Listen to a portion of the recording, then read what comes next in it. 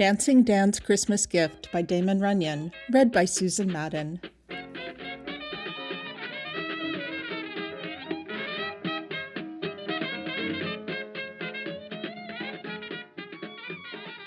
Now one time it comes on Christmas, and in fact, it is the evening before Christmas, and I am in Good Time Charlie Bernstein's little speakeasy in West 47th Street, wishing Charlie a Merry Christmas and having a few hot Tom and Jerry's with him. This hot Tom and Jerry is an old-time drink that is once used by one and all in this country to celebrate Christmas with. And in fact, it is once so popular that many people think Christmas is invented only to furnish an excuse for hot Tom and Jerry, although, of course, this is by no means true. But anybody will tell you that there is nothing that brings out the true holiday spirit like hot Tom and Jerry, and I hear that since Tom and Jerry goes out of style in the United States, the holiday spirit is never quite the same. Well, as Good Time Charlie and I were expressing our holiday sentiments to each other over our hot Tom and Jerry, and I am trying to think up the poem about the night before Christmas and all through the house, which I know will interest Charlie no little, all of a sudden there is a big knock at the front door. And when Charlie opens the door, who comes in carrying a large package under one arm but a guy by the name of Dancing Dan? This Dancing Dan is a good-looking young guy who always seems well-dressed, and he is called by the name of Dancing Dan because he is a great hand for dancing around and about with dolls in nightclubs and other spots where there is any dancing. In fact, Dan never seems to be doing anything else, although I hear rumors that when he is not dancing, he is carrying on in a most illegal manner at one thing or another. But of course, you can always hear rumors in this town about anybody, and personally, I am rather fond of Dancing Dan, as he always seems to be getting a great belt out of life. Anybody in town will tell you that Dancing Dan is a guy with no Barnaby whatever in him, and in fact, he has about as much gizzard as anybody around, although I wish to say I always question his judgment in dancing so much with Miss Muriel O'Neill, who works in the Half Moon nightclub. And the reason I question his judgment in this respect is because everybody knows that Miss Muriel O'Neill is a doll who is very well thought of by Heine Schmitz. And Heine Schmitz is not such a guy as will take kindly to anybody dancing more than once and a half with a doll that he thinks well of. Well, anyway, as Dancing Dan comes in, he weighs up the joint in one quick peek, and then he tosses the package he is carrying into a corner where it goes plunk, as if there is something very heavy in it. And then he steps up to the bar alongside of Charlie and me and wishes to know what we are drinking. Naturally, we start boosting hot Tom and Jerry to Dancing Dan, and he says he will take a crack at it with us. And after one crack, Dancing Dan says he will have another crack and Merry Christmas to us with it. And the first thing anybody knows, it is a couple of hours later, and we are still having cracks at the hot Tom and Jerry with Dancing Dan. And Dan says he never drinks anything so soothing in his life. In fact, Dancing Dan says he will recommend Tom and Jerry to anybody he knows. Only he does not know anybody good enough for Tom and Jerry, except maybe Miss Muriel O'Neill, and she does not drink anything with drugstore rye in it. Well, several times while we were drinking this Tom and Jerry, customers come to the door of Good Time Charlie's little speakeasy and knock. But by now, Charlie is commencing to be afraid they will all wish Tom and Jerry too, and he does not feel we will have enough for ourselves. So he hangs out a sign which says, "Closed on account of Christmas." And the only one he will let in is a guy by the name of Uki, who is nothing but an old rum-dum, and who is going around all week dressed like Santa Claus and carrying a sign advertising Mo Lewinsky's clothing joint around on 6th Avenue. This Uki is still wearing his Santa Claus outfit when Charlie lets him in, and the reason Charlie permits such a character as Uki in his joint is because Uki does the porter work for Charlie when he is not Santa Claus for Mo Lewinsky, such as sweeping out and washing the glasses and one thing and another. Well, it is about 9:30 when Uki comes in, and his puppies are aching. and he is all petered out generally from walking up and down and here and there with his sign. For any time a guy is Santa Claus for Mo Lewinsky, he must earn his dough. In fact, Uki is so fatigued, and his puppies hurt him so much, that Dancing Dan and Good Time Charlie and I feel very sorry for him and invite him to have a few mugs of hot Tom and Jerry with us, and wish him plenty of Merry Christmas. But old Uki is not accustomed to Tom and Jerry, and after about the 5th mug, he folds up in a chair and goes right to sleep on us. He is wearing a pretty good Santa Claus makeup, what with the nice red suit trimmed with white cotton, and a wig and false nose, and long white whiskers, and a big sack stuffed with excelsior on his back. And if I do not know Santa Claus is not apt to be such a guy as will snore loud enough to rattle the windows, I will think Uki is Santa Claus sure enough. Well, we forget Uki and let him sleep, and go on with our hot Tom and Jerry, and in the meantime, we try to think up a few songs appropriate to Christmas, and Dancing Dan finally renders My Dad's Dinner Pail in a nice baritone and very loud, while I do first rate with Will You Love Me in December as You Do in May. About midnight, Dancing Dan wishes to see how he looks as Santa Claus. So Good Time Charlie and I help Dancing Dan pull off Uki's outfit and put it on Dan. And this is easy, as Uki only has this Santa Claus outfit on over his ordinary clothes, and he does not even wake up when we are undressing him of the Santa Claus uniform.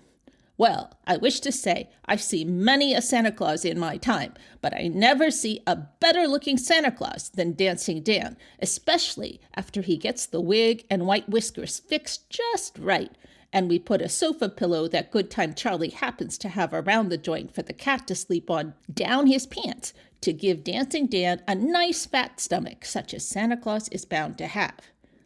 Well, Charlie finally says, it is a great pity we do not know where there are some stockings hung up somewhere, because then, he says, you could go around and stuff things in the stockings.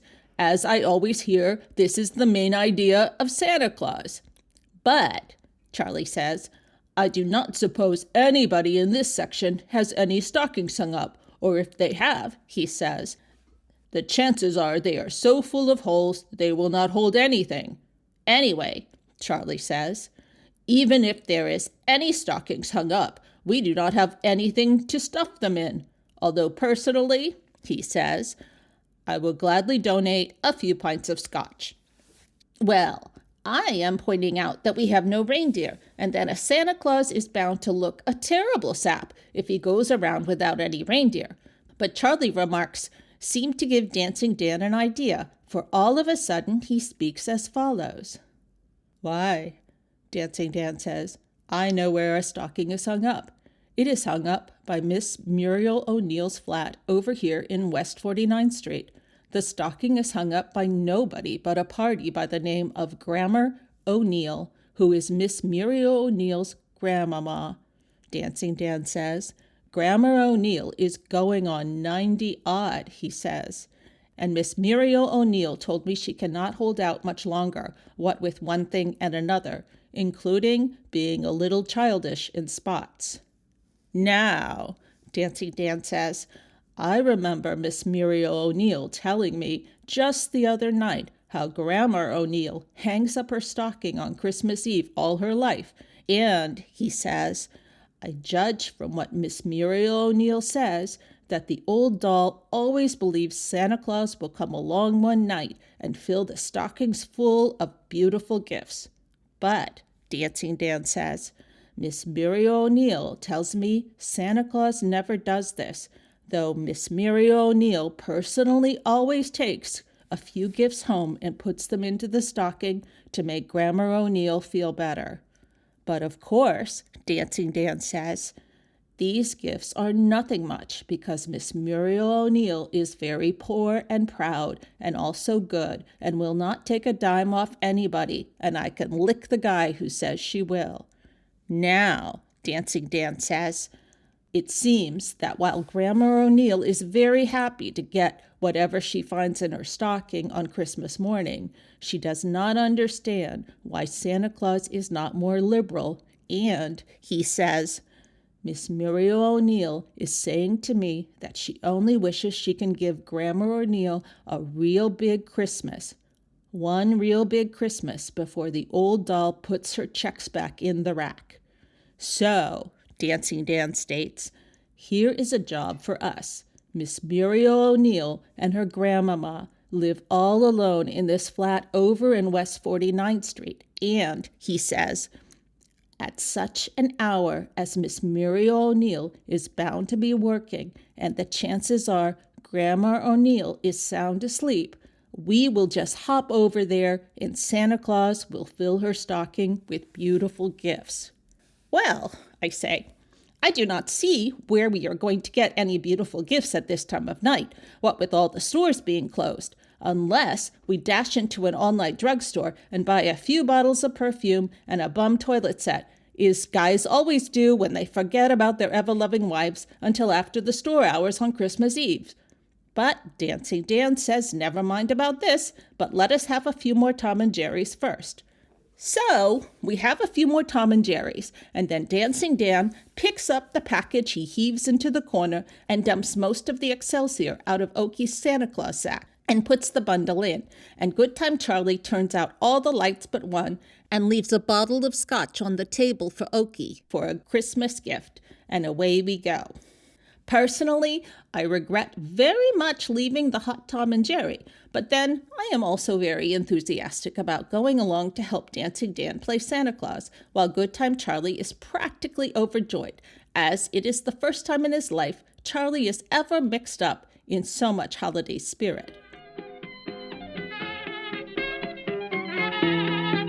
As we go up Broadway, headed for 49th Street, Charlie and I see many citizens we know and give them a large hello and wish them Merry Christmas. And some of these citizens shake hands with Santa Claus, not knowing he is nobody but Dancing Dan. Although later I understand that there is some gossip among these citizens because they claim a Santa Claus with such a breath on him as our Santa Claus has is a little out of line. And once we are somewhat embarrassed when a lot of little kids going home with their parents from a late Christmas party somewhere gather about Santa Claus with shouts of childish glee, and some of them wish to climb up Santa Claus's legs. Naturally, Santa Claus gets a little peevish and calls them a few names, and one of the parents comes up and wishes to know what is the idea of Santa Claus using such language, and Santa Claus takes a punch at the parent, all of which is no doubt astonishing to the little kids who have an idea of Santa Claus as a very kindly old guy. Well, finally, we arrive in front of the place where Dancing Dan says Miss Muriel O'Neill and her grandmama live, and it is nothing but a tenement house not far back off Madison Square Garden, and furthermore, it is a walk-up.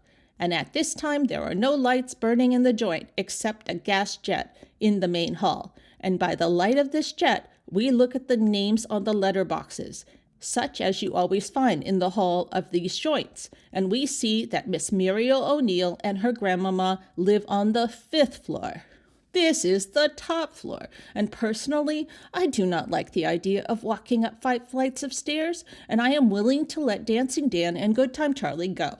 But Dancing Dan insists we must all go, and finally I agree with him because Charlie is commencing to argue that the right way for us to do is to get on the roof and let Santa Claus go down a chimney, and is making so much noise I am afraid he will wake somebody up.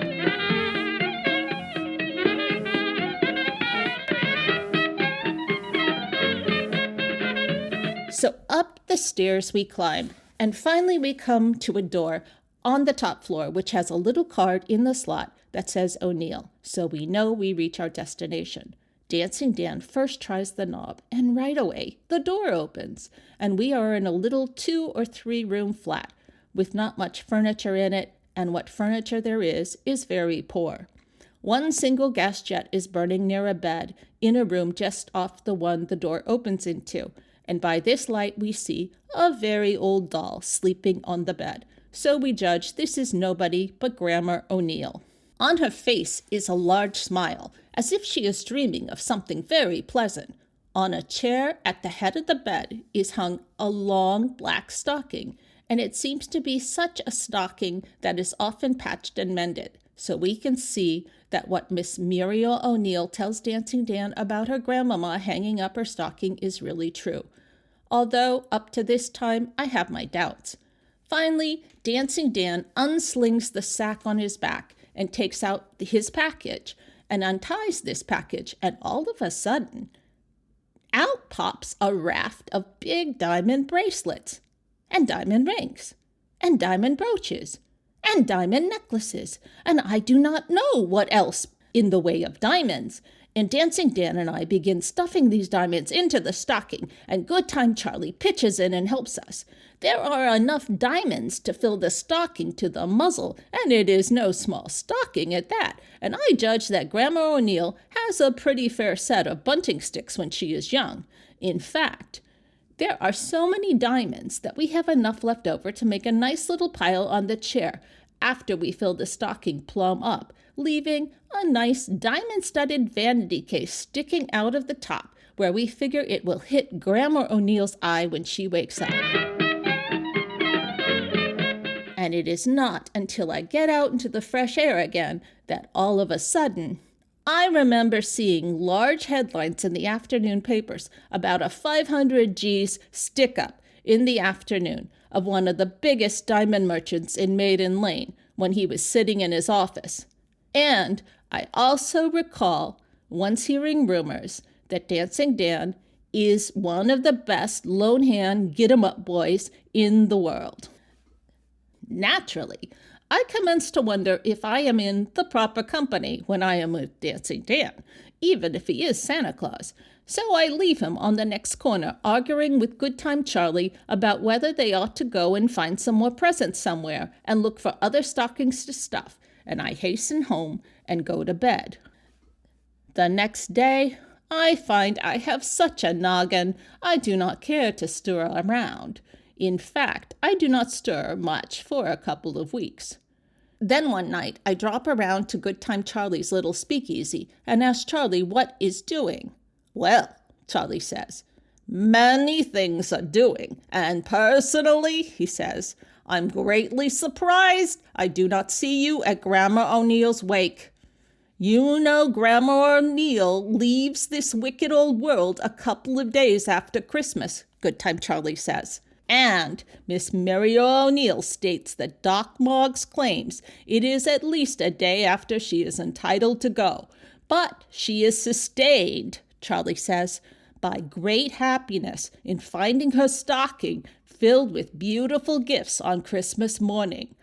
According to Miss Muriel O'Neill, Charlie says, Grandma O'Neill dies practically convinced that there is a Santa Claus, although, of course, he says, Miss Muriel O'Neill does not tell her the real owner of the gifts. An all-right guy by the name of Shapiro leaves the gifts with her after Miss Muriel O'Neill notifies him of finding the same.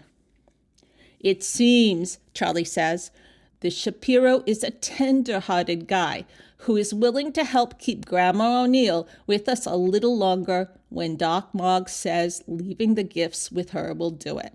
So, Charlie says, everything is quite all right, as the coppers cannot figure anything, except that maybe the rascal who takes the gifts from Shapiro gets conscience-stricken and leaves them the first place he can, and Miss Muriel O'Neill receives a 10 G's reward for finding the gifts and returning them.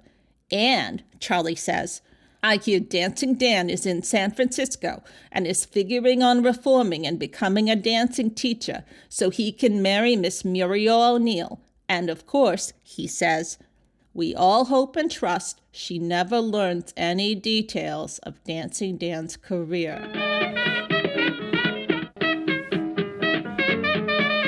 Well, it is Christmas Eve a year later, and I run into a guy by the name of Shotgun Sam, who is mobbed up with Heine Schmitz in Harlem, and who is a very, very obnoxious character indeed. Well, well, well, Shotgun says, the last time I see you is another Christmas Eve like this. And you are coming out of Good Time Charlie's joint. And, he says, you certainly have your pots on. Well, Shotgun, I says, I am sorry you get such a wrong impression of me, but the truth is, I say, On the occasion you speak of, I am suffering from a dizzy feeling in my head. It's all right with me, Shotgun says.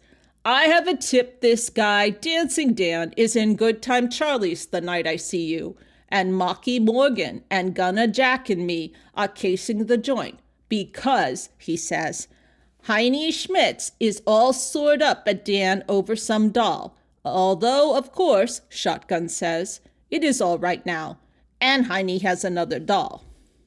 Anyway, he says, we never get to see Dancing Dan. We watch the joint from 6:30 in the evening until daylight and Christmas morning. Anyway, we never get to see Dancing Dan. We watch the joint from 6:30 in the evening until daylight Christmas morning, and nobody goes in all night but old Ookie the Santa Claus guy in his Santa Claus makeup. And, Shotgun says, nobody comes out except you and Good Time Charlie and Okie.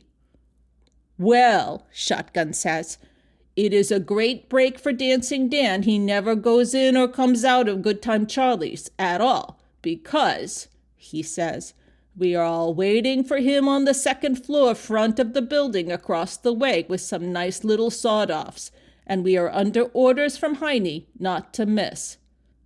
Well, Shotgun, I say, Merry Christmas. Well, all right, Shotgun says. Merry Christmas.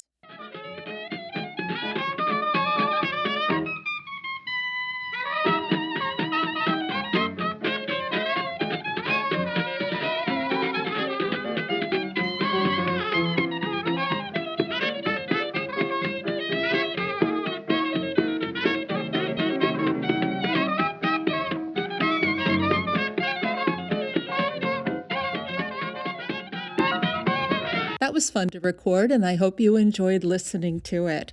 The music actually is called Grandma's Christmas Ball, and it was by the Foot Warmers, recorded in the 1920s. And I looked up Tom and Jerry. It turns out to be very similar to eggnog, except it's served warm, and it's got plenty of rum and cognac and egg whites and egg yolks and all kinds of fattening stuff. I would imagine after a jug of that, these guys were feeling no pain.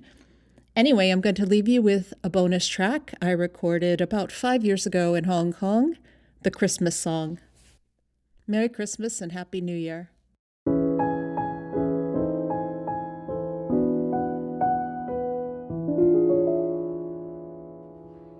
Chestnuts roasting on an open fire. Jack Frost nipping at your nose. Yuletide carols being sung by a choir, and folks dressed up like Eskimos. Everybody knows a turkey and some mistletoe will help to make the season bright.